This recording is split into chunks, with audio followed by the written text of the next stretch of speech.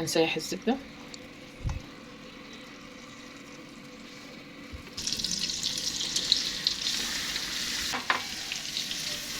معلقتين سمنة. هنشوح حاجة حلوة بسيطة كده، وهنجرب ترندي اللي بيقولوا عليه وطالع اليومين دول، لعل وعسى.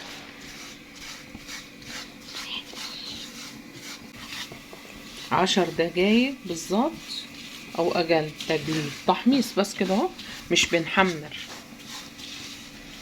وبعدين هنوطي النار ونحط كوباية المية. تمام، كوباية المية مغلية اهي.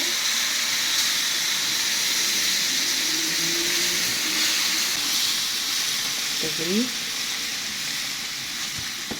هنقعد نقلب، هو هيكلكع شوية، وبعدين على نار هادية هنضلنا هنفك فيه، مش هنسيب ايدينا منه لغاية لما هنحط هنا شعرة بودرة، ده اختياري،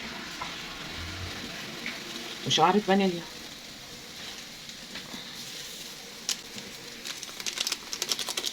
بالمستمر لغاية ما يرجع يفك تاني.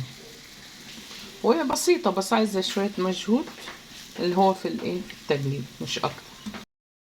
قلنا معلقتين سمنة على معلقتين زيت، او معلقتين زبدة ومعلقتين زيت اللي يريحكم. انا حطيت زبدة ومش خليتها جدع حتى علشان خاطر مش تنحرق الزبدة.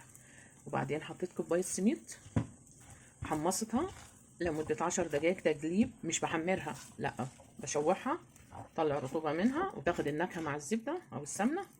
وبعد كده حطيت كوباية مية مغلية مع شعرة بودر. شعرة البودر ده الجديد يعني، مع شعرة فانيليا. هندنينا بعد ما خد المية هندنينا نقلب.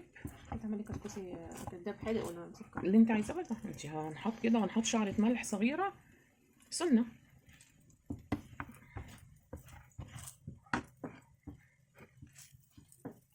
عندنا نعمل فيه كده لغاية ما نفك. شعرة ملح. يا ماما ضعيفة، الاسباتري دي ضعيفة على التانية. عندنا نقلب لغاية ما يتفرفر. عجن منك بتاع دي بالكبة، وتديله خبطة بالكبة، خبطة هتفرول بسرعة. بس هو انا ده نعمل كده، مش عايزة اضرب كبة ولا عوص ولا اعمل، لغاية ما الرطوبة تطلع منه ويشرب ميته. بس عايز مجهود شوية في التجليد مش اكتر، بس اهون من اللي بنحطه وتحطي وبخار وشيلي ورجعي تاني وحلة وعجينة. بدأ يفك اهو، بدأ يفك اهو. بيقعد بتاع ربع ساعة بعد حطان المية او تلت ساعة تقلبي فيه لغاية ما يرجع يتفرفر تاني. انا مهديه النار اهو براحته خالص. شوفوا بدأ يتفكك اهو، ما شاء الله.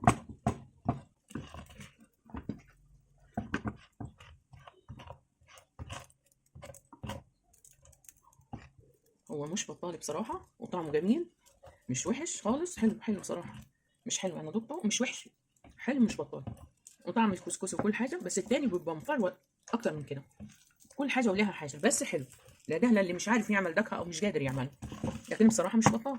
هنحطه في الطبق دلوقتي ونوريه لكم. اللي عايز ياكل حادق ياكله، اللي عايز ياكله بسكر وزبيب وجوز الهند ياكله. هنحطه في الطبق ونوريه لكم دلوقتي. الله،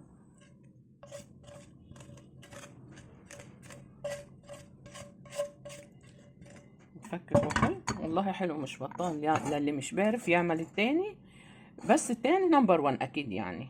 لا بس طعم حلو. هنحط السكر وجوز الهند والزبيب ونوريه لكم. ناحيه زبيب وناحيه جوز الهند للي يحب، عشان في ناس ما بتحبش الزبيب. احنا عملنا بس ده عينه بس. مبدئيا هو حلو مش بطال، طعمه بالظبط طعم الكسكسي، بس يعني دكها بيبقى مبدور كده. دي بعض الواحد عايز بال طويل شويه يقعد يتفكك فيه، بس بصراحه مش بطال، حلو حلو والله. طعمه جميل. فاللي عايز يعمل ومش قادر، دي اسرع واوفر في الجهد وفي الوقت بصراحه اهو. زي الفل اهو، زي الفل.